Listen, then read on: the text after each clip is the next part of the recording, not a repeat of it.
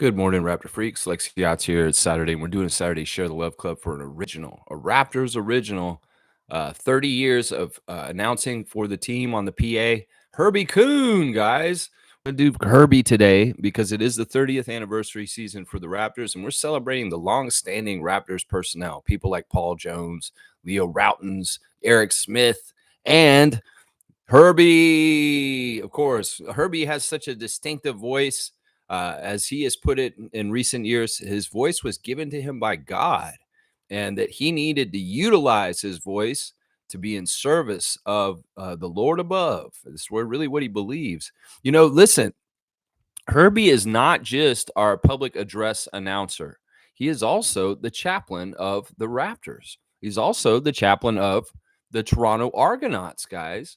Now, Herbie is a man of faith, and he found his way to his faith very, very organically and true when he was a young man growing up in the beaches, the son of a German man and a Guyanese woman. Yeah, that's right. Kuhn is German, and his dad's name is Vanna Kuhn, and he married a Guyanese woman from the islands.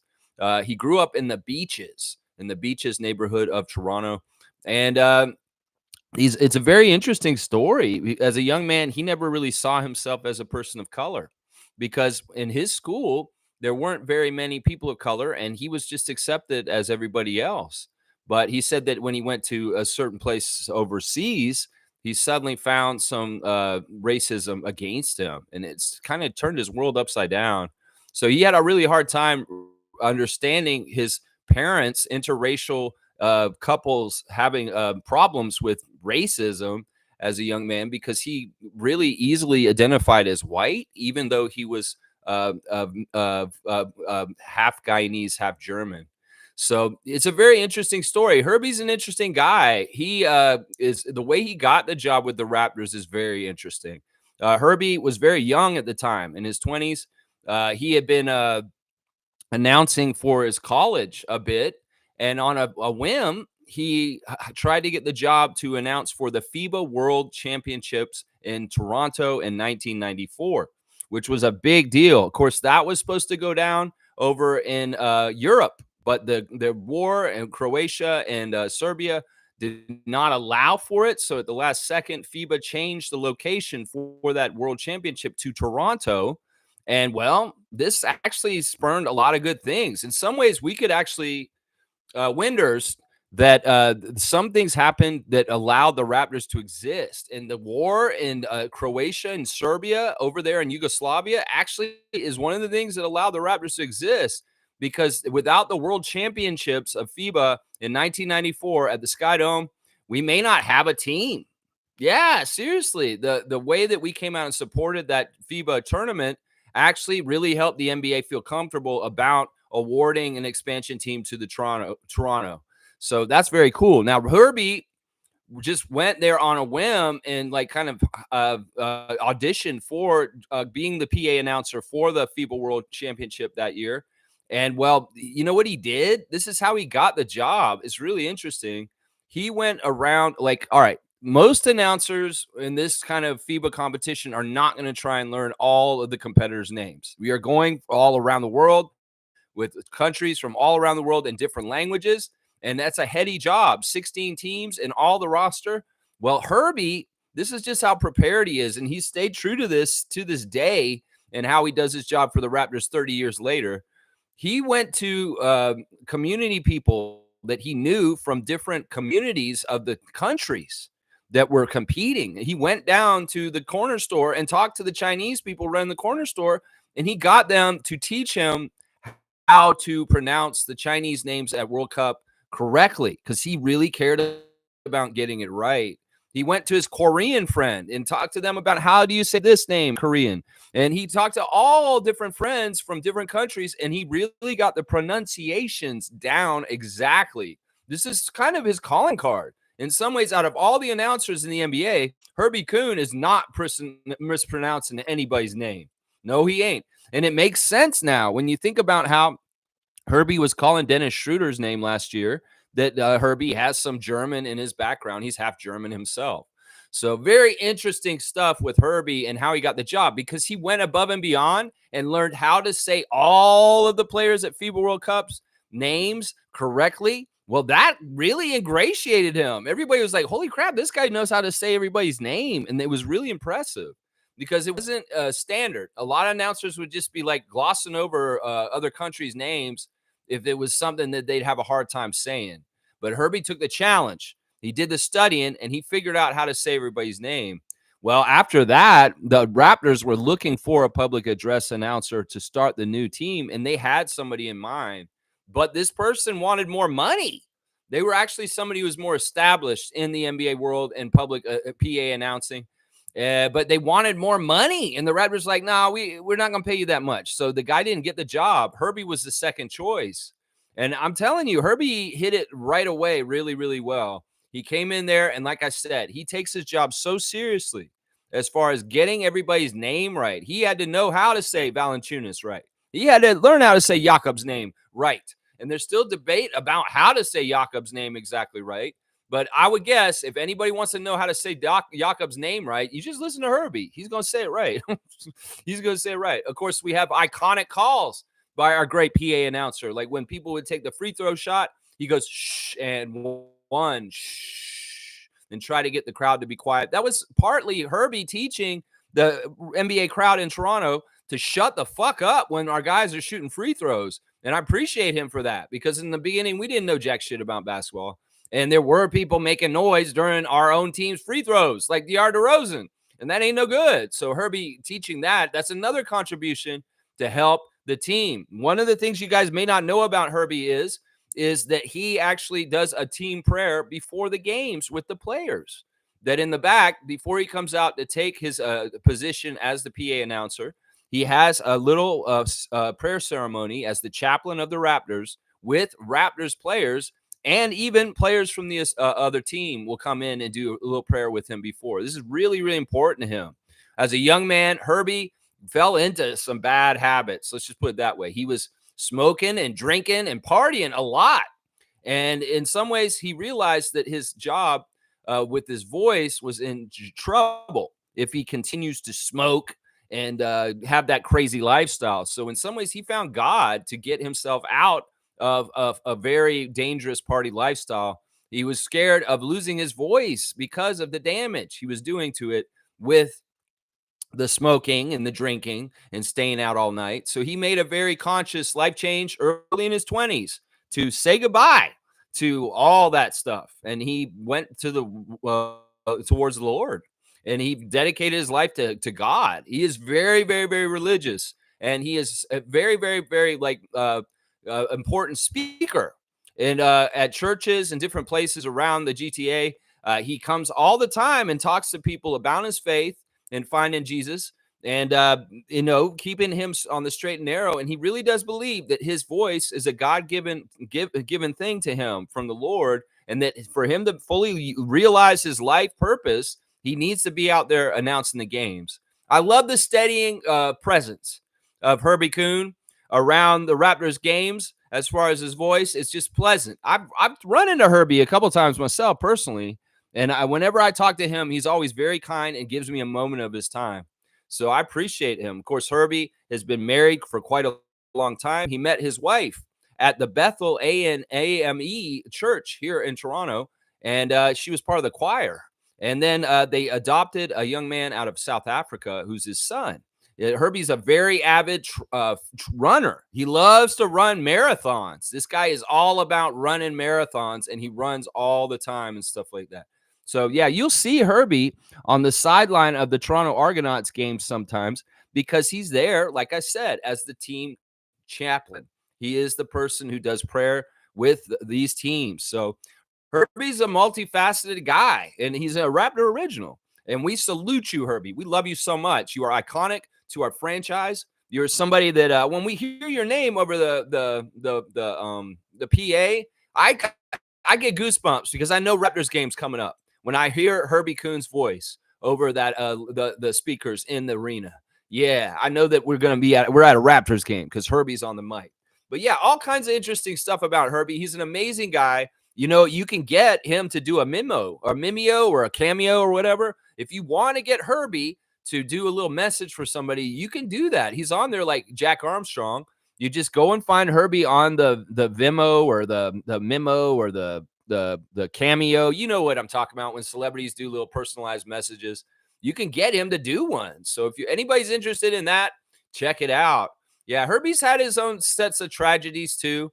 Unfortunately, his parents both died within like 47 days of each other a couple of years ago, and he's had to find strength in his faith to get through those hardships of losing his parents. But yeah, Herbie's awesome. He's a mainstay in the Raptors. We love Herbie. Long live Herbie. Long live Herbie working for the Raptors and doing what he does, because in some ways it's very iconic. Very, very iconic. You know, Herbie's barely missed any games, y'all, in the Raptors history. He has called almost every single game. He missed a couple games in November 2006 when he adopted his son from South Africa. He missed a couple games then, and he missed some games.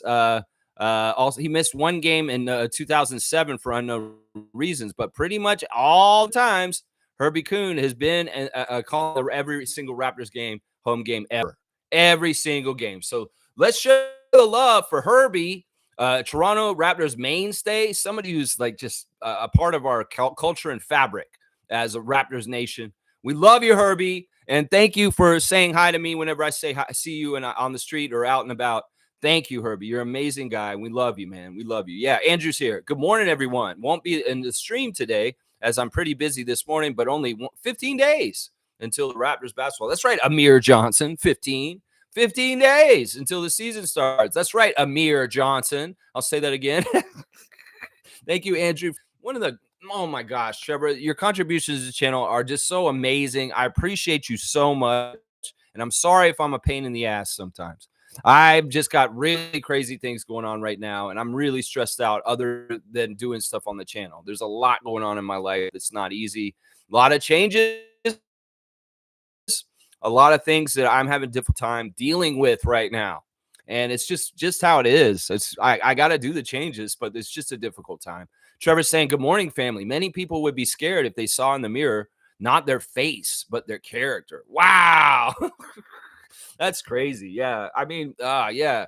I mean, that's deep, man. I've never heard that one before, Trevor. That is that original? Did you come up with that one? That's pretty good. Trevor's saying also, why did Bruce Brown wait until now to have knee surgery?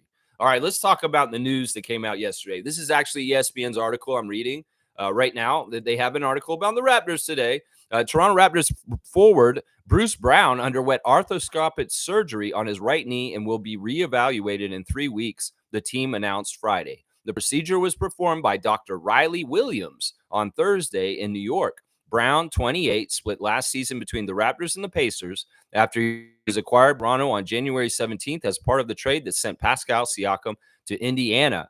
Okay, this is what I'm going to say about this. Yes, this seems really, really bad for timing. This seems really, really like not very smart. In some ways, also, I was just lauding Bruce Brown for seeming like he's bought in with the Raptors, making the effort to come to Scotty and Emmanuel's extension signing and being at a summer league and other places around the Raptors this summer, seeming like, okay, he's in. This seems like this is a bad thing. And I'll agree, in some ways, the timing is not the best, but I want to defend Bruce in the way that this is probably what happened. And I'm going to be very serious here. And I know this may answer some of y'all's questions later on in the comments too. Bruce may have tried to do what Fred did that one time and try to let it just heal this summer. In some ways, he didn't probably want to do surgery. He thought that maybe if he took it easy this summer or let it rest, maybe it would fix itself. But I guess at this point, with the not really getting in as good as he wants, then he's like, oh, man, it didn't heal right this summer. So in some ways, it's not going right. So I'm going to go ahead and have the surgery now. I know it's not good timing. I mean, we're dissing Christian Wood for doing the same thing for the Lakers. Yeah, in some ways, this is bullshit. And it's kind of annoying, Bruce. But I'll bet you that's what it was, that he tried to heal it over the summer and the offseason. And in some ways, maybe where he was at this point right now, going into the new season, he's like, yeah, it's not right. I need to go ahead and have the surgery after all. So it could be that he elected not to have the surgery, partly because he wanted to try and see if it would heal naturally, but it didn't. So now he's having this surgery, and this opens the door wide open for somebody like Grady Dick to be the starter this year. So yeah, I mean, it is what it is. Bruce did what he did. And in some ways, we can't. I mean, I don't know all the details for sure. I think what I'm saying is probably what is true is that he thought it would just heal naturally, taking it easy for 3 months. And well, that wasn't the case. And now he sees the season approaching. He doesn't want to miss too much of the season. So he jumped on the surgery on Thursday. So I think that's what it is. Trevor's saying that Javon Freeman Liberty has signed with Manisa Basket Turkish club. So another player has gone to overseas. I kind of called this last year. I was saying, JFL, you can make a lot of money overseas and probably be the man and maybe compete for championships over there. Well, now he has. He's gone to Turkey, and he will be playing in Turkey this year, just like Jordan Wara. So maybe, I don't know if they're on the same team, but they're going to be maybe playing against each other. I don't know. But I wish Javon Freeman Liberty all the best. And Raptors fans, they were all Javon Freeman Liberty heads. And we're like, why are we getting rid of him? Well, we got rid of him. Did anybody else pick him up? So you go ahead and believe, oh, he's a hooper. He's so good and all this stuff. I told you, he's good, but he's not good enough for the league. And well, now he's in Turkey. And that's just how it goes. That's just how it goes. Trevor's saying Bleacher Report ranked the Raptors mid. Every social media always puts us down. I'm not worried about what Bleacher Report thinks. I'm not worried about ESPN. I'm not worried about nobody, because in some ways they don't know what the Raptors are. They never have. In fact, I want to tell y'all, I finished this book yesterday. I read the entire book of Above the Noise by DeMar DeRozan yesterday. And you know what he says in the book? That during his time on the Raptors, this whole entire time he was on the Raptors, he read everything on social media. That's right. He read all y'all's toxic comments, all y'all's loving comments, all of the disses by ESPN, everything by Bleacher Report. He read all of that shit, and he got pissed when he saw himself getting ranked too low every season. And he said, I'm going to use this to fuck them up. I'm going to tell them exactly how wrong they are about how good I am in this league. So he used it as coal to put in the engine to drive him to come back at them in his anger. That DeMar really was all over social media. In fact, he's more on top of social media than y'all think, man. He really was addicted to it for a lot of his time on the Raptors, just checking what everybody's saying online. So he probably read stuff that Monique and I wrote in comment sections on Raptors stuff over the last 2 decades or something. So that's the crazy thing. He reveals in his book that he used this kind of shit, Trevor, to make himself get better. He look at the Raptors. He was with us. He's like, oh, they're saying the Raptors are only going to win 30 games this year. Yeah, bullshit. I'm going to make that not happen. And you go out and do it. And we know exactly the years we're talking about when DeMar and Kyle were killing it. And we were up at the top of the Atlantic Division. And we were, in fact, we won the Eastern Conference one of those years too. So every single year when they'd come out with this bullshit, Trevor, people like DeMar DeRozan were looking at it just like us. And they were just as pissed, just as we were. So that was really cool to find out in DeMar's book. And of course, tomorrow we're going to do a Sunday special book report on the Above the Noise book. I'm going to tell y'all some nuggets from that book. But it was amazing. I was like, that revelation, because we've heard Chris talk about how he looks at stuff, Chris Boucher. These guys are probably looking at a lot more than we think. In some ways, they shouldn't. DeMar has kind of turned it off since the trade from here. In some ways, things just got too bogged down and too crazy with his depression that in some ways he couldn't really be so in depth and involved on social media at this point. But I think since he did his tweet that night about being depressed, he's a little bit more open to it. And I'm going to tell you right now, he reads our comments. When we comment to him, stay strong, DeMar, we love you and all that kind of stuff, he's reading it. And that's part of the reason why he knows there's true Toronto Raptors fans of his that still stand by him to this day. And that in some ways that is an unblemished relationship, even if the team traded him away and it broke his heart. So, oh man, it's an amazing thing to find out on the other end from the players that they do see this shit, Trevor, and they do use it to motivate themselves. I'm going to say this right now because there's a part in DeMar talks about it. And I was like, man, I relate with him so much on this. He's like, I'll be watching all the pre-rankings for the season and I'll be like, oh, these motherfuckers are being wrong to us. And he'd take it on his own shoulders to go and do something about it. It's amazing. It's amazing. Smooth is here. Let's see what he's saying. Good morning, all. Bruce Brown waiting till right before the training camp opens to get surgery. Wow, tanked his trade value. Yeah, I mean, I don't know if he's tanked it. In some ways, he may have worse trade value if he shows up hurt still and he still can't play right. So maybe this is good, even though the timing is wrong as far as him being ready for the season.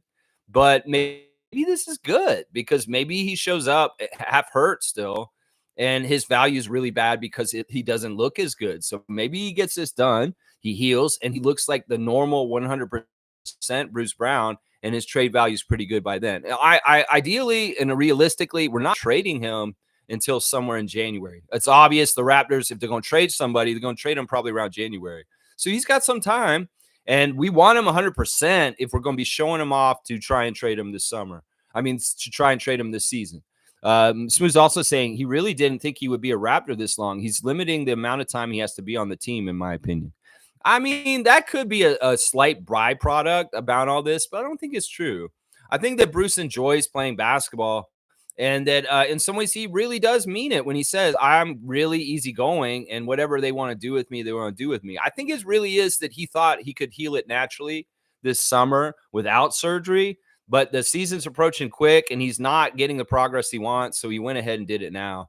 I mean, it looks bad. Honestly, it does, like you guys are saying. But I'm telling you, I'm pretty sure that what I'm saying is exactly why this is happening this way. Let's see. Mo is here. Good to see Monique and live in the chat this morning. Good morning, Raptor Freak crew. I had the great pleasure of meeting Herbie a few years ago. Came up to my section to talk for 30 minutes. A great guy. He's not only an announcer, he's a runner. I smiled big time when we won.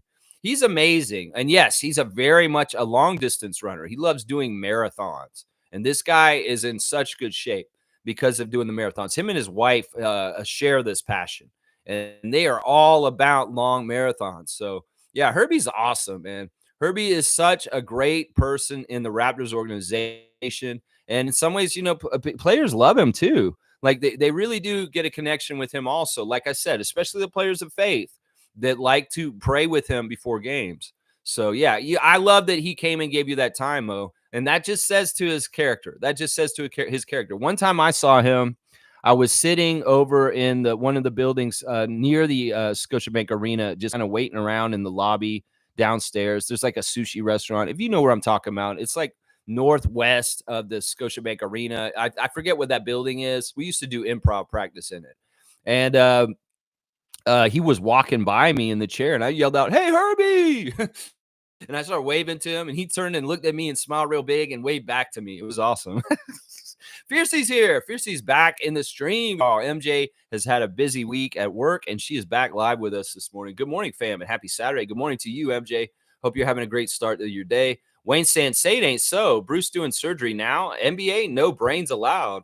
Yeah, I know, Wayne. It does look bad. The optics look bad, but I'm trying to kind of plead the case that I think that he really did think he could heal it just on his own. I mean, this was something similar to what happened with Fred at one point. Like he had a knee problem after that one time, and he tried to let it heal just naturally, but it didn't go right, and he ended up having to have the surgery, or should have had the surgery sooner than he did. So this is kind of a similar thing to that. And I don't know, maybe the doctor had advice for him and saying, it looks like it might be able to heal naturally, and you don't need to do the surgery right now.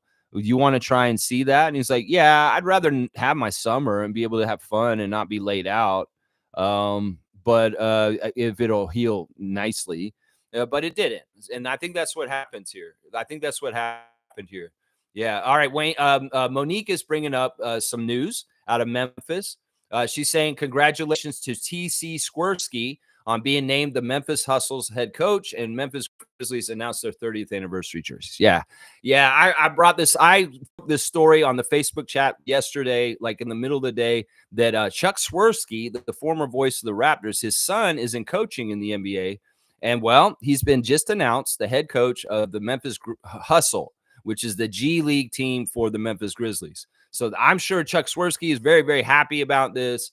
Eric Smith posted it on Twitter, and me posting it in the Facebook chat afterwards. But yeah, very, very interesting news about Chuck's son and the levels he's reaching as far as he's now the G League coach for the Memphis Grizzlies. The Memphis team has really cool jerseys. They have that red one with the old school print as their city edition, and they are honoring their 30th anniversary. We talked about this on the stream also already, Monique. that they are going to wear the old Vancouver Grizzlies jersey that Bryant Reeves used to wear for Vancouver over there. And it will say Vancouver on it, which it will stay true to the origins of that franchise and where it came from when it came into the league with the Raptors 30 years ago.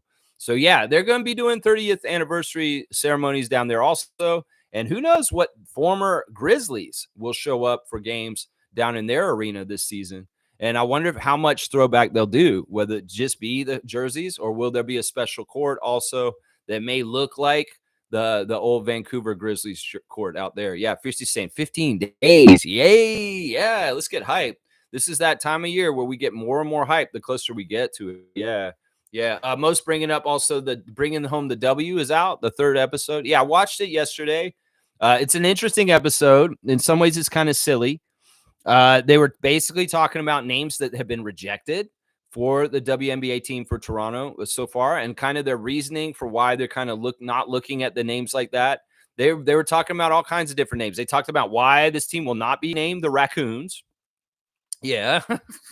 They had to explain to people why we're not going to name the team Rockets, which I was kind of like, yeah, really? Do you really have to explain this to people? Are they that dumb that we can't name the team the Rockets because of Houston?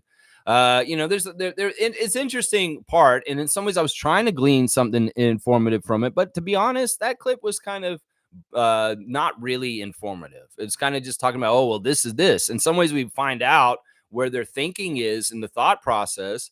But the guy talking about it, in some ways, he's kind of being generally kind of annoying with like, well, this is all leading to the next thing and the next thing. And it all goes into one thing. We're distilling it into one thing. And I'm like, bullshit, man. You're just talking out your ass. Come on, man. Just give us the short list. And they didn't even give us any of the short list. So, in some ways, I'm annoyed with that. In some ways, they did really profess that they are trying to really get everybody's wishes and find the right name that hits the bullseye in the middle of everybody. But yeah, I didn't hear them say anything about Triumph at all, Monique. And I was listening for that. I was like, are they going to say anything about Triumph? Because that's the name I'm still backing with you.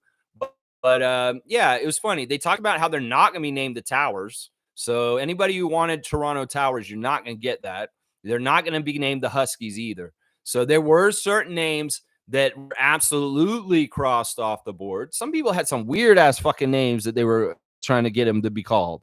And I was like, yeah, that's too weird. That's too crazy. Some people have some crazy ideas. Let's just put it that way. But the new episode of bringing home the W is out. It's about a half hour. And basically they just talk about all this stuff they're not looking for in the team name.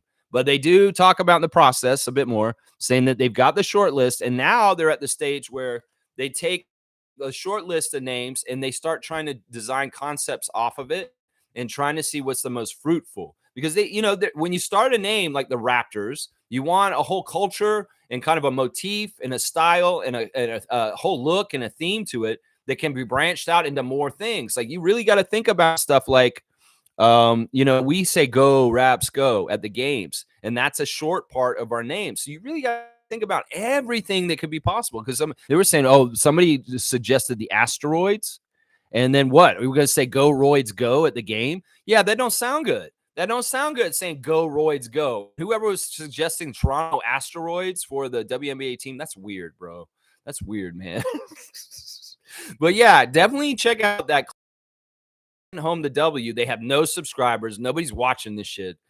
So check it out and watch it, and it'll give you some insight on where they are in the thought process of how they're going to name our team. And once again, they have to have all this stuff ready by November. So we should get news about the name and the style of our team, maybe even team colors at some point in the next month and a half. So we should get that soon. Yeah. Monique is saying today is the 905 open tryouts. Good luck to all. All right, let's do the Instagram stories. Since Monique brought this up, we're starting off with 905 and Coach Andrew Jones talking at the coaches clinic last weekend. A really, really firm speaker. I liked hearing how he talked to them and the way he's very motivating and very stern, and he has some gravitas and respect around him. So I'm really, really liking this. This is a nice change of pace from last year's coach, 2 years of Eric Curry. That I really have confidence in Andrew Jones as far as he's going to be somebody who commands the room and gets respect and gets results.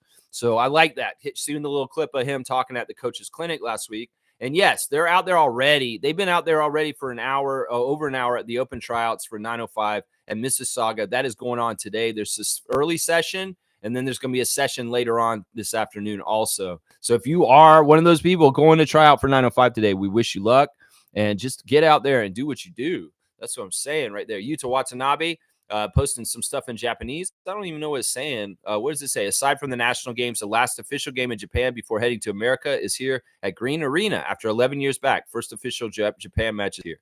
So, yeah, so he is done playing in the United States. Yuta will be playing in Japanese Pro League this year, guys, just so you know. McCurr is saying, look back and thank God, look forward and trust God. There you go. Speaking of 905, Monique was telling us that Blake Murphy has said that we have traded the rights of Mohamedou Gay to Capital City Go-Go for another player and a draft pick. I don't know who the other player is, though, yet. Gary Trent Sr. has got the dog at the dog bowl. It looks like it's eating avocado or something. What is that dog eating, Gary Sr.?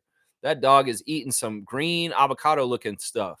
Also, Gary is out with his sons on the town last night, and they are looking dressed to the nines. Gary wearing a purple good, and look, and there's women on the street like gooing and on at the Trent boys walking around, and Gary's just like, yeah, you know how we do it. This is how we do it. These guys, it's so funny, and his son's looking all dressed up. It's hilarious. It's really good. It's this event they're at, though. There's some high class items there. It's Rolex and some other stuff there. I guess they're maybe having an auction. Crazy Dolce Gabbana stuff. Yeah, very high end stuff there. Lloyd's taking a picture. It looks like it's probably New York. I'm not sure exactly where Lloyd is. Let's see who else we got. Jamal McGlure has got a wrestling meme up on his Instagram stories. He's saying, what else? Who else went crazy, batshit crazy when this happened? He's talking about Hogan and the Ultimate Warrior facing off when they started their feud, when they were going to fight at WrestleMania in Toronto at the Skydome. Eventually, yeah. So Jamal's a huge wrestling fan. He's remembering us about the Hogan Warrior feud in the early 90s. And then he's also got some hip hop on here, 80s and 90s. Holla if you hear me. A different time. They're doing double dutch out there too. Norman Powell in the gym. Finished our week strong. Good to see that. He's with the UFC fighter, it looks like. Slim Duck. Now, this is interesting. Chris Boucher is at OVO Center, and we've had a video taken of the back parking lot of OVO Center before by Juancho Hernan Gomez. He took a video of some guy doing something crazy in the back parking lot. Because, of course, OVO Center is next to Exhibition Place. And there's all kinds of weird stuff going on at Exhibition Place, like at Medieval Times and stuff like that. And I think one of the horses of Medieval Times was out back behind Medieval Times yesterday. And Chris is like, there's a horse running around outside in the parking lot outside the OVO Center right now. And he's like asking where his friend is a certain artist friend that he has that loves horses, apparently. But yeah, Chris is filming a horse running around the parking lot in the back of OVO Center on his Instagram stories, just so you know. That's where that is. And there's the obligatory Chris Boucher in a Raptors shirt working out in the offseason. Yeah, we love that. I hope that doesn't mean you're getting traded, Chris, because you've shown yourself in Raptors stuff so much this summer. Also, Chris is doing a night of laughter, October the 4th at 8 p.m. in Montreal. They're going to have a comedy show, and it'll be headlined by Saturday Night Live's Chris Redd. And Chris Boucher and friends are going to be featured there. So for Slim Duck Foundation, it's for a good cause. If you're in the Montreal area and you can go to this, it's October the 4th. I'm not sure where the venue is. It's Yoko Luna. It's somewhere in Montreal on, I don't know what street. But yeah, if you know where Yoko Luna is, you can go to Chris Boucher's Presents A Night of Laughter, headlined by Chris Redd, the Saturday Night Live actor. So good stuff. Jonathan Mobo is saying this right now: fall in love with God before you fall in love with someone else. Fall in love with God before you fall in love with a dream. Fall in love with God before you fall in love with a career, and fall in love with God before you fall for anything. So Jonathan Mobo very much expressing his faith a lot recently. Manuel quickly got put on blast yesterday by the Raptors admin for his fits coming into the game. He did have some tight fits going in the game last season, and he's reposted it on his Instagram stories. Let's see. Do I have anybody else? Let's see. Zach Edey is celebrating the brand new Vancouver Grizzlies throwback 30th anniversary jersey. So he's all in as a Canadian guy. He could get behind the old Bryant Reeves Vancouver Grizzlies jersey. In some ways, he'll be reminiscent of Bryant playing in it this season, wearing the old Vancouver Grizzlies jersey. So I'll be looking forward to Zach Edey wearing those throwback Grizzlies uniforms. And there's your Instagram stories for today. Very, very interesting stuff with the horse running around outside OVO Center. And Chris Boucher's like, why is this horse running around out here? That shit happens, though, down there around medieval times. That's probably one of the horses they joust on. It's like the knights come out riding around in the medieval times arena. That may be one of the jousting horses that's down there. Good morning, everyone. Good morning to you, Kaz. I hope you're having a safe drive this morning. Kaz 2929. Always happy to see you in the chat, my man. Raptors freak. That's right. Let's see. Brian's here also. King Brian's here. Let's see what old 44 is saying right now. Let's see what he's up to. What's up, Freak Nation? Last report I saw was he will miss training camp for sure. Yeah, I think it's 4 to 6 weeks. So, I mean, we think about it. Yeah, he's going to miss the rest of they'll probably miss October for the Raptors. And there are games, regular season games in October. So he may not be there for the very beginning of the season, and he may show up after that. Maybe he misses Braun and Bronny show. I don't know. Yeah, I don't know. Brian's saying to Trevor, bitch report is so unreliable and biased. This is true. Bleacher Report is not a legitimate news site. It's just it's kind of like a fan news site. And in some ways, the people that write for it are fans quite often. And also, there's a lot of opinion. It's a lot of opinion pieces. There's not as much like real news kind of stuff in some ways. So I'll get behind Brian on this. Cream's here. Good to see Cream. Bruce Brown doing the Pippen tactic. Yeah, I don't even know if it's that nefarious. I think it's just really that he honestly tried to heal it without surgery and it didn't work. So he's got to do it now. Fiercely saying, we saw how Trent Jr. being injured on the down low affected his performance. It may be a good thing Bruce does the surgery prior to the season. Yeah, I don't know if Trent had any kind of surgery that he could have done for, I think it's plantar fasciitis, because in some ways there isn't really a surgery to fix that. But, I mean, this is sound logic, Fiercey. And again, I mean, whatever. In some ways, I look at Bruce as not an essential player for the Raptors.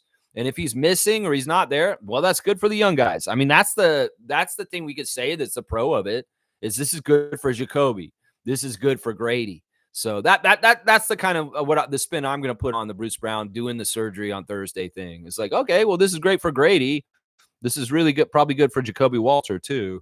So Carlos saying, good morning, fellow freaks. Good morning to you, Carlo AS. Hope you're having a great Saturday start. Let's see what's up. Infamous is in the house also. A salute, freaks. What Bruce did was very strategic. Picked up his option, waited till the beginning of the season, which squashed potential trade. Very shady. Yeah, I don't want to look at this so cynically. I think that my reasoning is probably what it is, that he really did sincerely think he could heal it just naturally, taking it easy this summer. And that didn't happen. So he did go ahead and do it. It could have been part of the plan already. Is like, look, if it's not good enough by September, then I'll go ahead and do the surgery in September. But I hope that it'll heal over the summer. We don't know for sure. We can only speculate. Now, if you guys want to go ahead and say it's some dirty ploy by him, strategic and all this kind of stuff, well, maybe there's some truth to that too. I don't know if you guys are right or wrong, but I would say this, that if all good earnestness, I think that he probably did think he could heal it just by waiting and healing it over the summer, but it didn't happen. Most saying, so Lex, I wrote to Drew Jones on Instagram being my top 4 head coach list. He loved my comment. Okay, that's great. What do you mean top 4 head coach list? I don't understand that. For what? He hasn't even coached yet. You can't say that, Monique. He has not coached yet. You can't give him top 4 coaching status. We've never seen the man coach. That's a little too premature. Is what I'm going to say. Fiercely saying, are you serious? Raccoons and Rockets? People really suggested those names. Yeah, they suggested a lot of weird names. They wanted to call them the Auroras, the Raptors Auroras. There were some really weird ones. The Toronto Foxes, Toronto Auroras. What was some of they were denying. All right. So we brought up the Big Smoke in Hogtown as old nicknames for Toronto from like the 50s.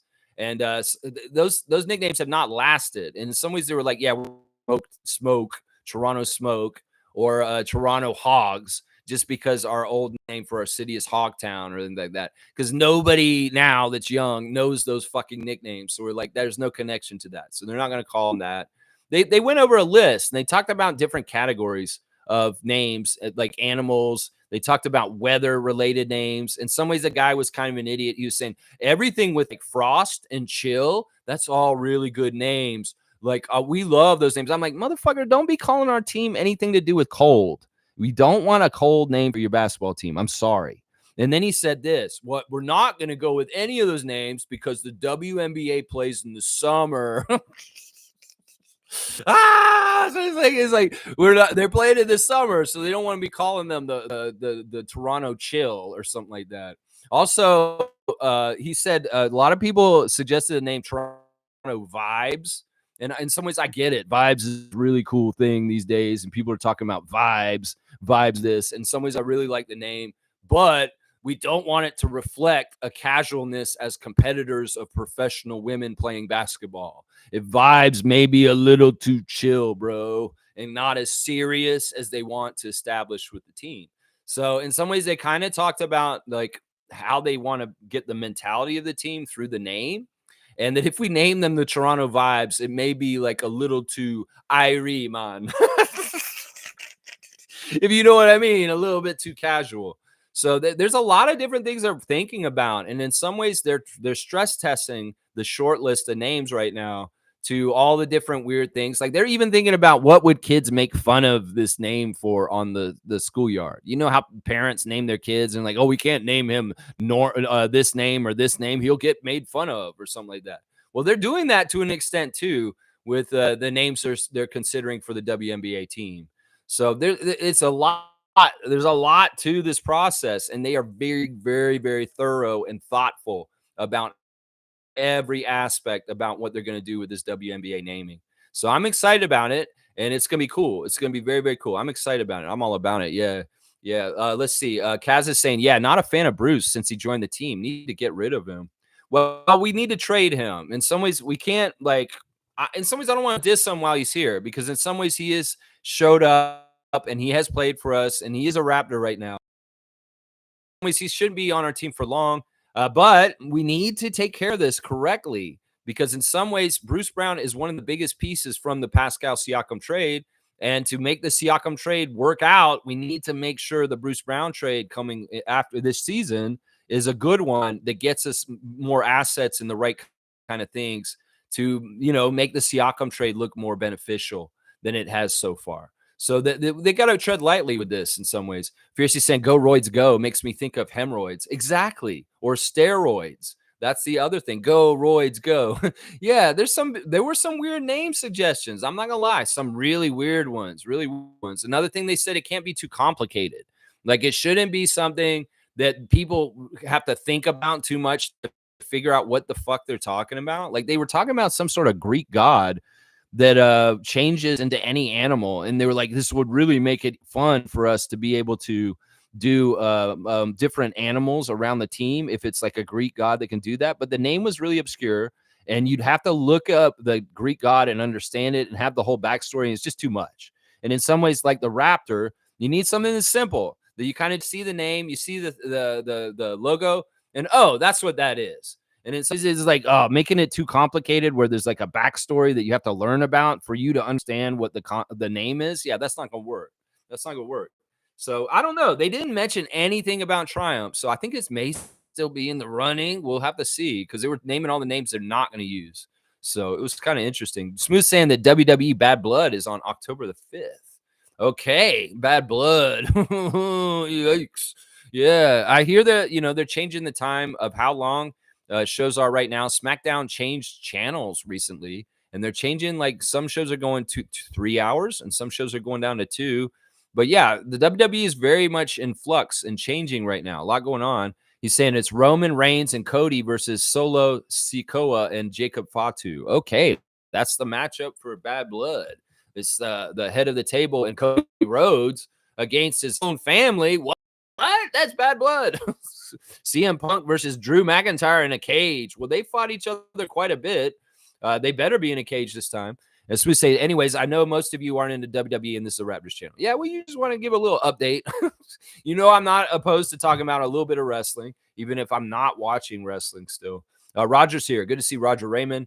Good day, Raptors freaks. Good morning to you, Roger. I hope you're having a great Saturday. Let's get going. Share the love for Herbie Kuhn, y'all. Herbie. Yeah. I love Herbie. So awesome. Trevor saying Las Vegas Ace coach went off on ESPN reporters for disrespect playing players. She was mad. Well, we love Becky Hammon. Becky Hammon is the best. And I love her fieriness. I love her determination. I love her no bullshit. And well, anytime anybody's going off on ESPN for their bullshit, yeah, I'm with them. Seriously. ESPN has a lot of bullshit these days. Smooth saying the Sacramento package was better than the Pacers package. I think Masai did Pascal a favor, didn't want to be ruthless with him. Well, the thing about the Indiana deal is the 3 first-round draft picks. That's the crazy awesome thing. And, we traded one of them in the Utah deal, but we got one of them already. I mean, Jacoby Walter is in the Pascal Siakam trade. So if Jacoby Walter does really, really well, he's part of what we got for Siakam, just so y'all know. Bruce Brown, Jordan Wara, Jacoby Walter, and even in some ways you could say Ochai Agbaji is somebody we got for Pascal Siakam or Kelly Olynyk. You can choose whichever one of the two, one of them. And then there's still the first round pick next year we're going to get for Indiana. So there's a lot to the Pascal Siakam trade tree that can branch off and go in different directions as far as success coming later that will make up for the premium player that we traded to Indiana. So, yeah, we got to figure it out. But I think you're right, Smooth. I think in a lot of ways you did a deal specifically with the Pacers because that was the preferred destination. And in some ways, it didn't get the players we exactly wanted. Of course, we wanted one of our young Canadians or somebody like that, even like Jalen Smith or something like that. But it didn't work. It didn't happen. And we got what we got from Indiana because in some ways we were in a bad place and we had to do what we had to do at that time because we were out of time. So there you go. Monique, and when it's all said and done with Drew Jones, my bad, Lex. Well, I don't know, Mo. That's a lofty goal and something like that. What do you mean top 4? Like, we don't really keep track of the top 4 greatest G League coaches. I mean, I don't know. Do they have stats or winning percentages? It seems like the G League coaches get switched in and out. It's such a tryout job, Mo, that it really is. It's a stepstone to greener pastures past it. If you're successful in G League, well, maybe you become like Nick Nurse and get a chance on a bigger level.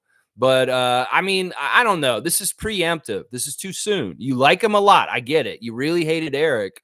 But we need to see the results from him first before we start telling him he's one of the greatest coaches in G League history. Seriously. He hasn't even coached a damn game yet, Mo. This is too early.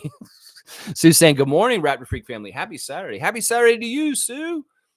Play it again, Sue, y'all. Check out her YouTube channel. She's reacting to music all the time on her channel. It's a lot of fun. And I enjoy watching it every week. I'm watching Sue's stuff all the time, guys. Sue's saying, can't wait for basketball. It isn't coming fast enough for me. Yeah, it'll happen soon enough. October the 15th is our first home game here in Toronto, a preseason game against the Celtics. And I'm most likely going to be in the house for that one. I know Mo's already got her tickets. She's going to be going. And who knows, Sue? Maybe I'll see you at the game on the 15th.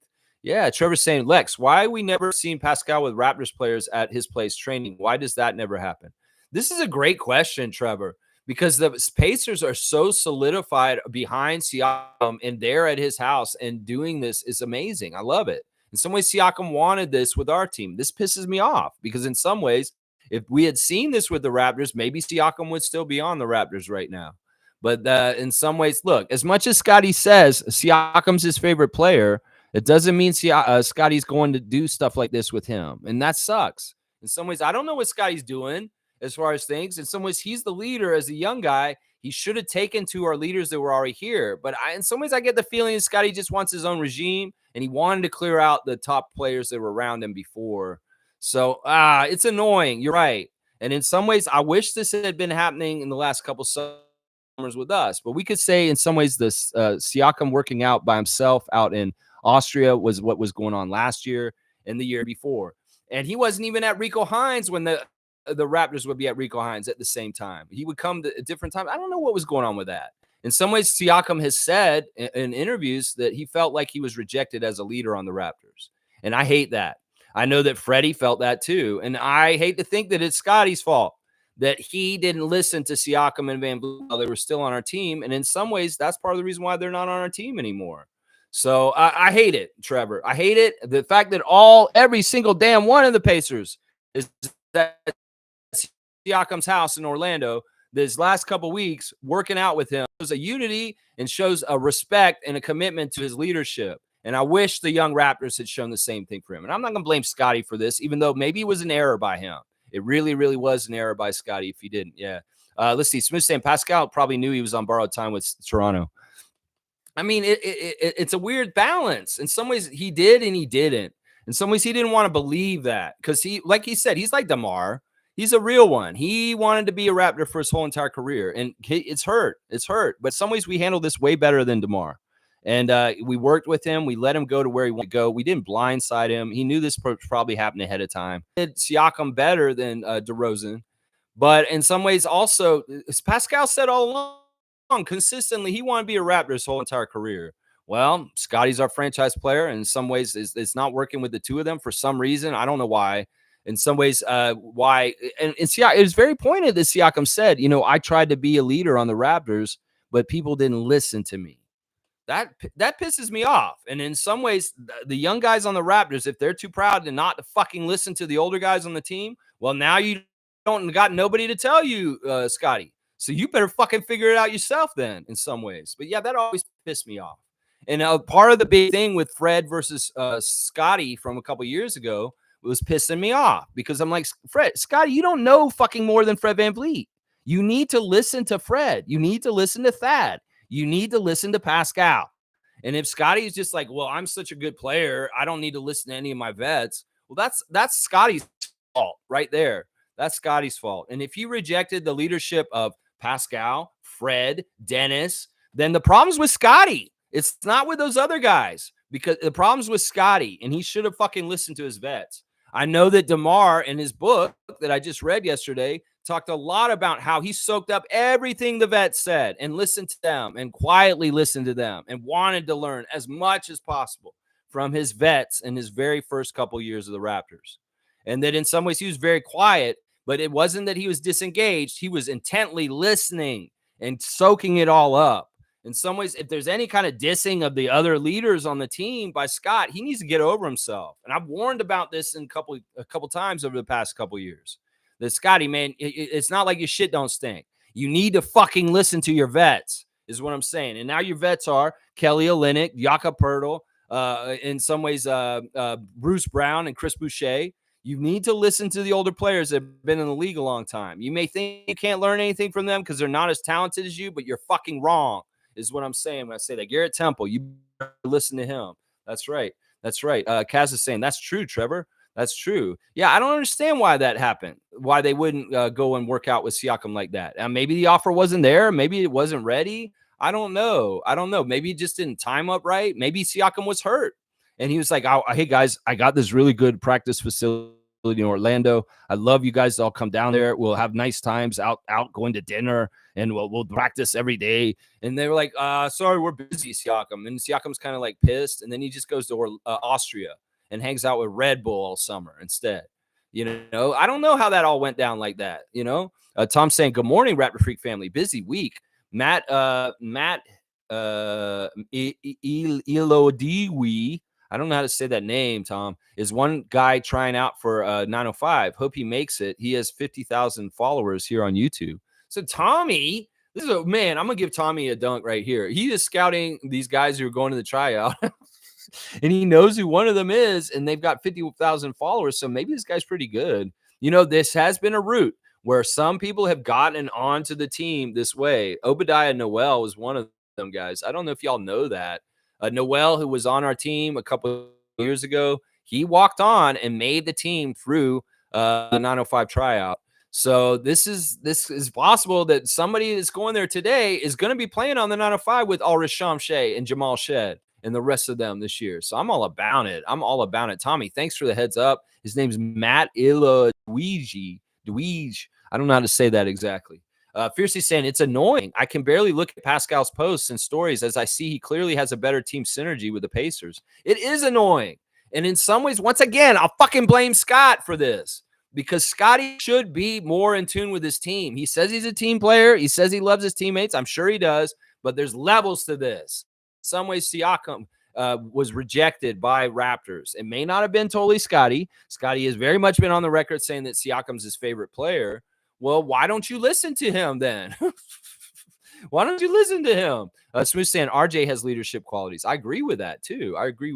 But because they're all kind of in the same age bracket in some ways, I don't want any bullshit between RJ and Scotty either. These guys need to be tight, and there doesn't need to be any kind of weird in team power struggles. In some ways, these motherfuckers need to get along and play well together. Because you could say all the lip service you want, Scotty Barnes, that you're a team player, you're team first and all this stuff. But if I don't fucking see the truth about it in the results and the way you carry yourself with your team, then you're not, bro. You can act like I'm a fun guy and I love everybody on the team. But if you're not, it's not coming through like this, then there's something wrong.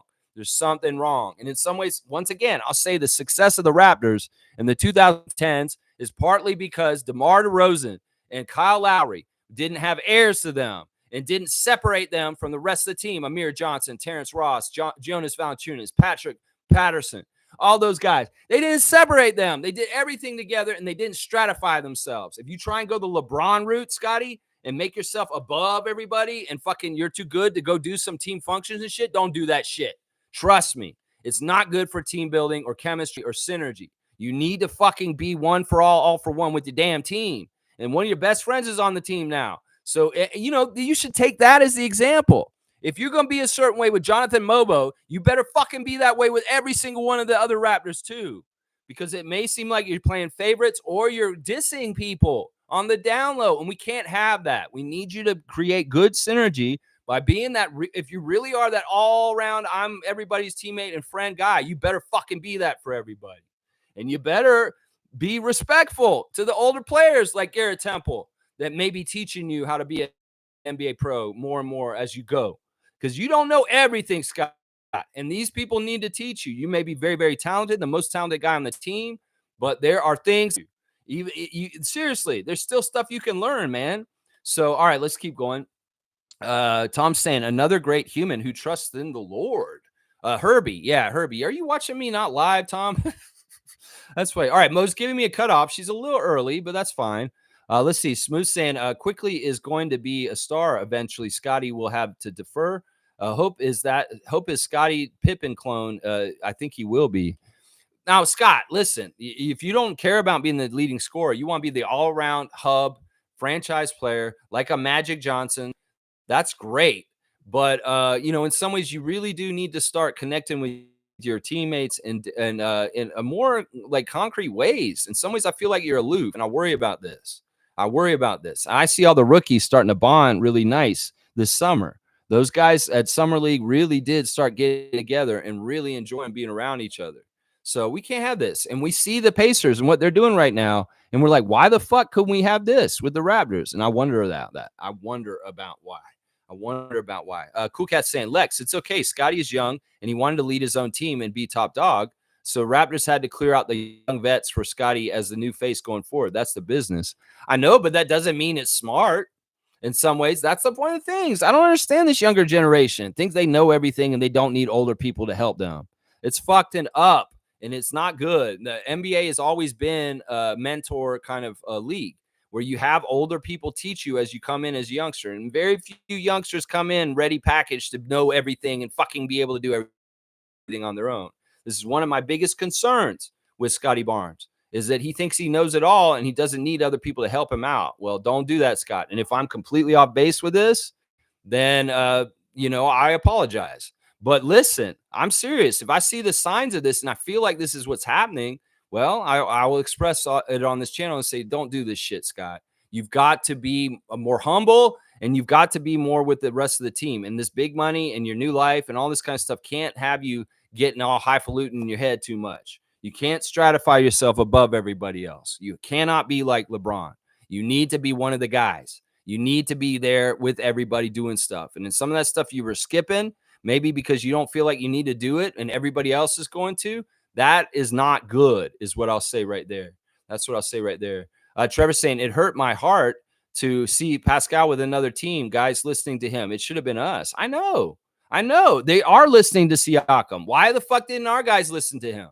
I know in some ways he wasn't totally ready to be a leader for a long time as a Raptor, and he's matured to the point where he feels comfortable with his accomplishments and what he can do on the court. That, you know, in some ways he was that guy for the last 2 or 3 years. So why the fuck couldn't we have Siakam be a leader on our team like what's happening now in Indiana? I agree with this, guys. Tom's saying, when are cuts made for the 905 big call of the Dreamers that showed up today? I have no idea. Tom, you're way ahead. Like they're there literally trying to try out. I don't know. Maybe they have to look and think about it for a couple days. That's probably none of our business, and they'll just figure it out. So I can tell you exactly when. It could be very well that they do it all today, and they cut them and they say, yeah, we want you, and you to come back. And the rest of y'all, thank you for coming. We appreciate you coming out. So I have no idea. Smith saying, Pascal's so happy, man. I'm pleased for him. He's my guy. Yeah, it's got to be very rewarding to finally feel like you can mentor young vets and be like, yeah, I want to do this and do this. I mean, I got to wonder about why this is such a stark difference. And Siakam's just reveling in it. He obviously is. He really is. Yeah, Tom, don't worry about asking. That's fine. I just have no idea. I mean, it may be today. It could be in the next couple of days. But yeah, we'll have to see. All right, let's see. This is what Leo Routens is saying this morning. The wound is the place where the light enters you. That's really deep. Like if you're hurt and you're going through some tough stuff, sometimes like it's a figurative wound. It shouldn't be a real wound. You know, in some ways, that's the way you can find positivity and light coming to life, even if you're feeling a void. Sometimes you have to make room for new things to come into your life. I mean, I've had some very tough decisions recently, and I have a huge void in my life now, all of a sudden. But I have to have new space to fill in that void, even if it's tough and it's not exactly what I want. Yikes.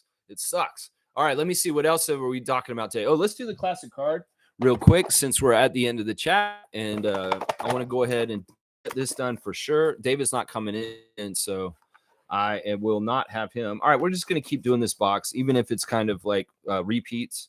All right, this one's pretty easy. So first person to write the full name in will get the classic card points. I'm just going to say it's probably going to be worth 100 points. So if you get it. All right, here you go. Can you guys see who that is? I don't want to bring it up too close because if you see it too close, you probably guess it really easy. Who is this player? Classic card of the day today. Who is that? Can you see it from there? Let's get the eye test in. You guys are at the eye doctor finally. Can you tell me what letters those are on the chart there, please? Arvydas Sabonis. Cass, that's a great guess, even though it's wrong. This is a Portland Trailblazer, but it is not Arvydas. That's a center. This guy's actually not a center. He's a guard. This is a guard. I'll give you that guess or that clue right there. So who do you guys think that is? It does kind of look like Arvydas, so I can see why you said that. No. Oh, did that go too close? Maybe that was too easy after that. Oh, there you go. Danny Ainge. That's right. Isaac's getting it. It is the president of the Utah Jazz currently. Danny Ainge, former Boston Celtic, former Toronto Blue Jay, Danny Ainge. So Isaac's going to get the 100 points for the classic card today. Let me just mark it in since David is AWOL. And Isaac, you've in the last two. Look at that. You're moving on up in the classic card rankings, actually in the trivia rankings altogether. So 100 points for Isaac Campbell. 2 days in a row getting the classic card, my guy. I love it. I love it. I love it. All right, let's see. Kareem saying Scotty is the best talented player on our team, but as for leadership, I'd rather quickly take the realms.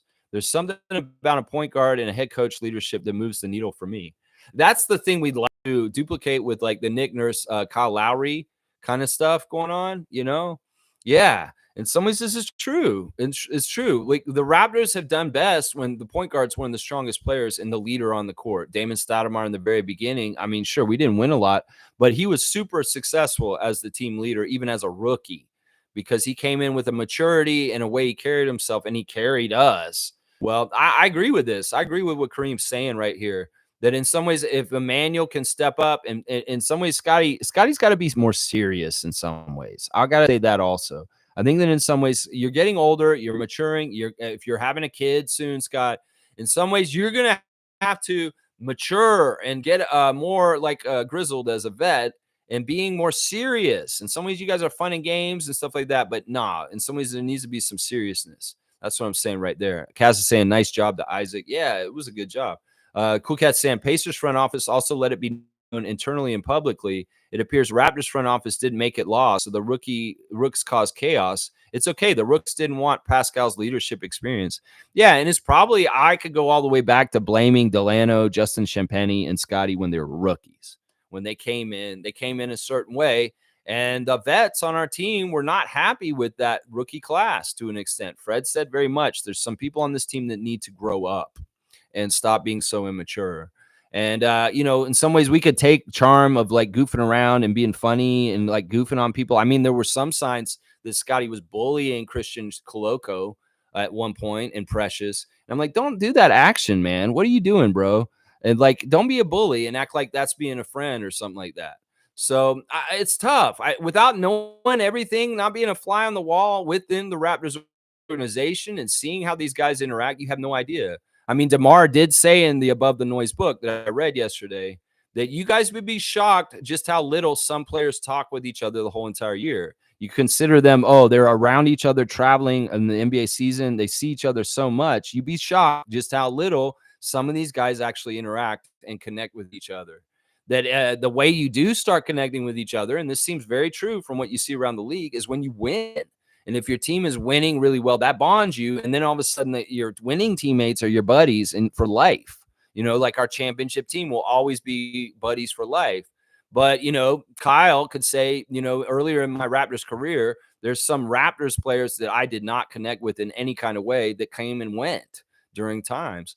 It's very interesting. DeMar talks about Sonny Weems in his book a lot. Sonny Weems is absolutely one of DeMar DeRozan's best friends, and he fell in love with playing with Sonny on the Raptors. He wanted to be on the team with Sonny for a long time. And when Sonny was gone pretty early in his Raptors career, he learned a tough lesson about wanting things and loyalty and having people around. So in some ways, DeMar didn't get as close with his teammates because of that tough lesson with Sonny Weems early on.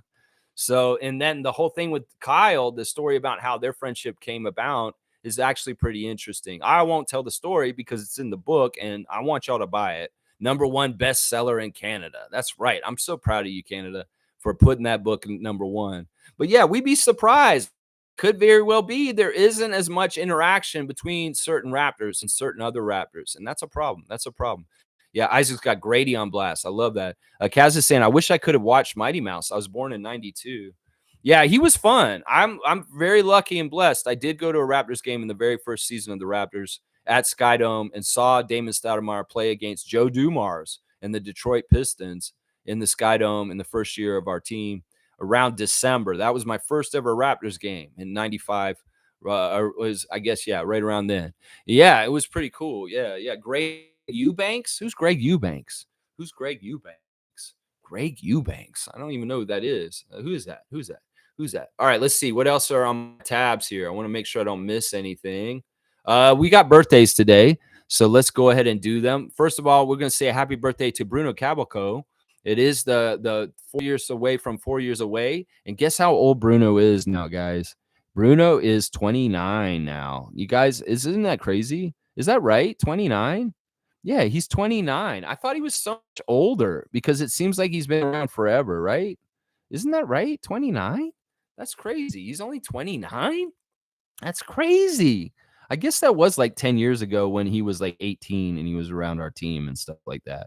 So yeah, Bruno's approaching 30 years old. And also, happy birthday to Jay Triano, former coach of the Toronto Raptors and former coach of Team Canada and international play. Jay Triano is mentioned in DeMar's book a bit about how he was his first coach in the NBA on the Raptors and talking about how he's a young, fiery coach at the time. Well, he's a coach for you once again, DeMar, in Sacramento. So happy birthday, Coach Jay Triano, former Raptors coach. Really happy to see that. Yeah. Let's see. Kaz is saying, I think it was a guess for the card. Oh, Greg Eubanks. Yeah, Fiercey, you got to hit live. That card's been done a long time ago.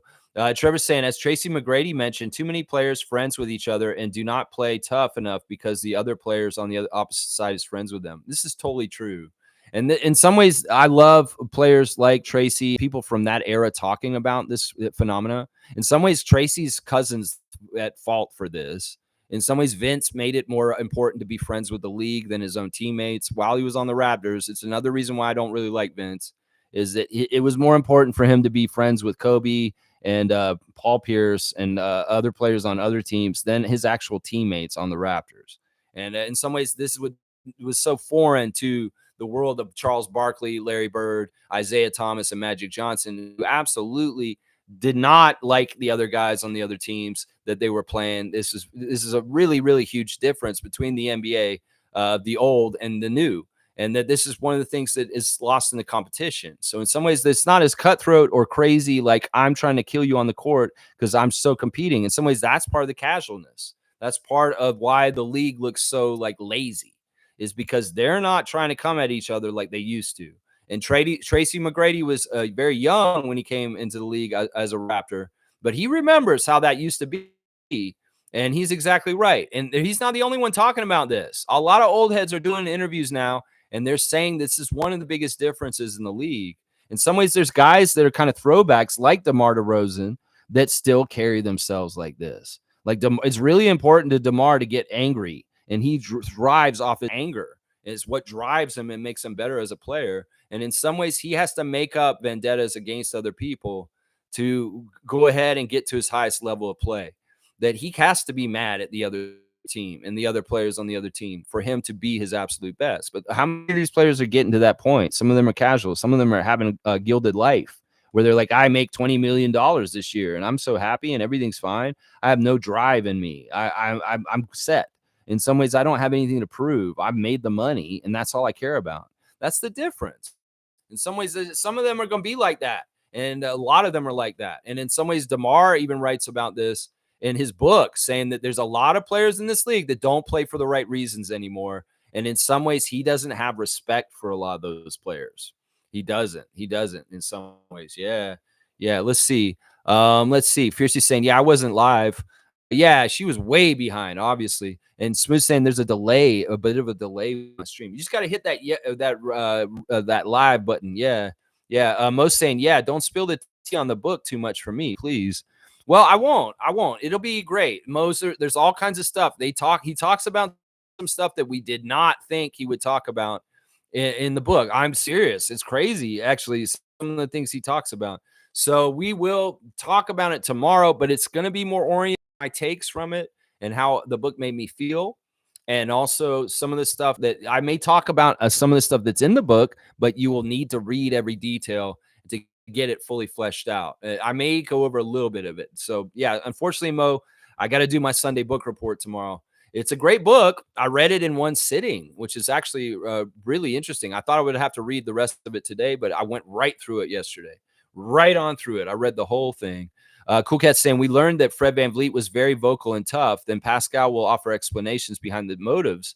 Pascal playing b-ball less years than Scotty can be tough for a rookie.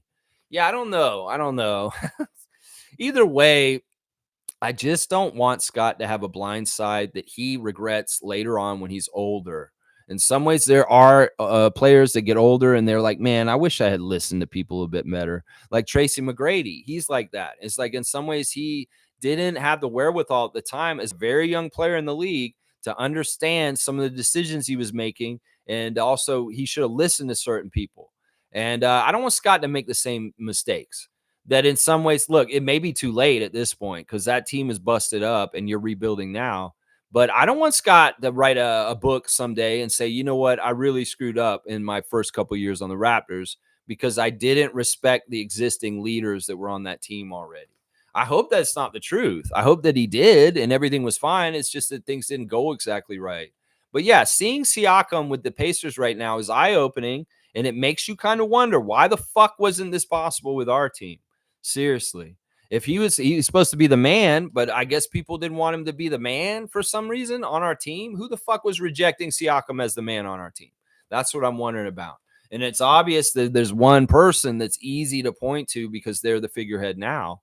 And why wouldn't they be like, listen, Fred, you are a champion. You are a guy who got into the league undrafted. I should just mine you like gold because you have so much to offer me as far as experience, knowledge, and understanding what it takes to stay in this league. I mean, I don't know. I don't get it. Trevor saying Giannis has the old school mentality, does not work out with anybody he'll see on the court. Yeah, see, I like that. I like that. Joaquin Noah was a more recent player that was like this also. He did not try to have friends. And in some ways, like, I respect the players that are like that more. Kyle Lowry's like that to an extent too. He really is. Although he does have a lot of friends around the league in different places. But in some ways, it's, very exclusive, kind of like these are my guys that I've just known for a long time. But for the most part, if I'm playing against you, I'm coming at you and trying to beat you.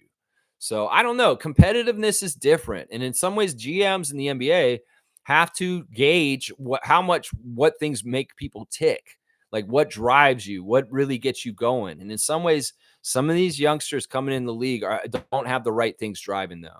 And if you can get to know the warning signs of the kind of players that are like Ben Simmons, then you can kind of avoid them. And maybe if you can tell the signs or characteristics from those kind of players. And that's what I worry about the most. And honestly, it sucks because before there weren't many of these kind of players making the league because the league was really good at not letting you in unless you absolutely tried your ass hard off. And DeMar even said, it's like, I hate the players in the league that just coast on their talent. That's what he said. The guys that don't put in the work and try and get more skill oriented like he does every year, he has not a lot of respect for them. Guys that are super talented and play and it's just easy for them, but they're not trying to go further and get better and get better and better. DeMar does not respect them. He said that. And he said that there's a lot of players in the league that are like this at this point. It's in the book. It's in the book. Yeah. All right. Let me wrap it up, guys. I guess we will do about an hour and 15 minutes. Once again, we're celebrating Herbie Kuhn today. It's a Share the Love Club for our longtime PA announcer for the arena. We love Herbie's call. When we hear Herbie, we know we're at a Raptors game. We're about to see some action. And I love his dedication, his hard work to get the names right, to do everything a certain way. In some ways, you guys got to understand that job is difficult because there's so much going on in the arena, is distractions, and he has to be right on top of it. You have to have a real focus to just zero in on exactly the timing. And in some ways, it's like a Guitar Hero game or like a Dance Dance Revolution where the beats are coming down the screen and you got to hit those buttons and jump around and make sure you hit the right buttons on the guitar for Guitar Hero. Well, Herbie has to do that in the game because there's only a certain amount of little spaces of time where he can add in his call over the PA without stepping over stuff that should not, when he should not be talking. So it's very difficult. In some ways, it's similar to my radio work that I used to do. What he's doing is because you have to be on the clock and you have to be ready the whole entire time and ready for anything. We've had crazy things happen in our arena in the last few years, like the speaker fire. And in some ways, Herbie has to be ready for a crazy situation like that to be able to tell the fans to be careful in a safety situation. So, and the same thing is like he has to be able to jump in and do all the setups for the in-between stuff in the games, like the breaks. And he has a very small time. He can't fuck it up. And he has to be right on that beat and right on that time. So in some ways, I respect him as a professional being very good at that also. Very, very good at that. Kaz is saying, thanks for the live, Lex. No problem, Kaz. Anytime, and drive safe. And I wish you all the best this weekend. Smith saying the front office and Coach Darko wanted to build a body. There were times last year Pascal was relegated to being a corner 3 type player. The powers that be did not want him. Yeah. And I'll do a little bit more of a preview for yesterday. DeMar very much illustrates in the book that a lot of the decisions that happen on the court are made by the front office. In fact, he said he got benched in his rookie year because the front office told Jay Triano to bench him at the end of the year, and that it wasn't even the coach's choice, that the front office told them to. So in some ways, some of this stuff is very much directed by Webster and Ujiri, the coach's decisions on why people are playing. In some ways, that could be why Chris wasn't playing last year, y'all. It had nothing to do with Darko. It may be that Darko wanted to play him, but it could be that our front office was saying, don't play Chris for the rest of the year. So we got to understand the front office is actually directing the coaching decisions in minutes a lot more than we think. In fact, this comes back to when we were at the coaches open house last year. And I asked Coach Siminovich, remember? I asked Coach Siminovich a question, And I said, what determines the role of the players on the team and how much minutes they get and what they're doing? And a coach kind of said, well, a lot of it has to do with contract and decisions by the front office. So I was like, I didn't make sense at first when he said that, but now more and more as I think about it, it's if you get paid a lot, well, you want to see the return on the investment. You're gonna be out there getting minutes, and yeah, and what you're saying about Siakam being relegated to a corner three type player, I saw that too, and I think you're exactly right. That was part of it. Cool Cat saying Pascal said young players didn't want to hear or learn anything from him. It's okay and a good experience for Siakam to learn. Pacers were different in their culture, all part of learning b-ball. Yeah, from the Siakam perspective, yeah, I agree with you. And in some ways, it disappoints me. It really, really does.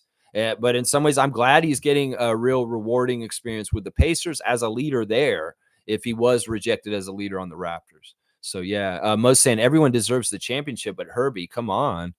Yeah. He, of course, deserves this championship. And it's really nice to see him in the pictures with the Larry O'Brien, too. And like, seriously, it's such a cool story. In some ways, Herbie is just a Raptors original. Long live Herbie. I hope he gets to do our games for a long, long, long time. It'll be sad when he's not doing our games eventually at some point. And I don't want that day to come anytime soon. That's for sure. Yeah. Yeah. Smooth saying Toronto's loss is Pacers game. Well, this is great. If we need Siakam to bring his championship experience to Indiana and help Rick Carlisle and that team get their Larry O'Brien, their first ever. And in some ways, look, we have no reason not to root for the Pacers because they've never won ever. And in some ways, if Siakam goes there and helps them win a championship, he's going to go on a whole other level in the NBA sphere as far as his importance in the history of the NBA. In some ways, they know that, and they may hold him back from it partly because of that. In some ways, I could see Siakam getting a championship with the Pacers, and it would really, really elevate him in talking about, and he could way more respect in certain ways. In some ways, Siakam is maligned by players on the down low, saying that they took the players poll and they said he's the most overrated player in the league. I don't think that's true. I think that Siakam has a certain unstoppableness to him that's very Jordan-esque. And then in some ways, these guys are just being haters when they say he's overrated because they've been burned by him personally. I mean, that's what I'm going to say right there. All right, Smooth, I appreciate that. Y'all find your faith like Herbie did, and maybe your life will turn around in different ways. I appreciate the great shining example, the mentor, the community leader, the chaplain that you are, Herbie Kuhn, for the Toronto Argonauts and the Toronto Raptors. And I am so looking forward to hearing you over the PA in Scotiabank Arena this season. All right, y'all. Thanks for watching me today on the Saturday Share the Love Club. Get out there, share love in your own world, and touch grass. It's another beautiful Saturday in Ontario. And get out there and make the best of your day. And also, yeah, Raptorize your day like Nat Bhatia would. I'll be back tomorrow with a Sunday special book report on DeMar DeRozan's book, Above the Noise, which I completed yesterday. There is some interesting stuff in here that I did not realize he was going to talk about. He talked about some stuff, I'll tell you tomorrow, that you'd be shocked that he actually included in the book because in some ways, wow, I didn't realize he was going to go thorough. It's really, really interesting. All right, y'all. I'll see y'all tomorrow, 9:30 a.m. Daily Raptors. Raptor Freak out. Let's go, Raptors. And let's win some games. And Scotty, you want to be the leader? Well, you better be the right type of leader, just like DeMar and Kyle were from before. Be a leader like them. They're great examples. All right, let's go.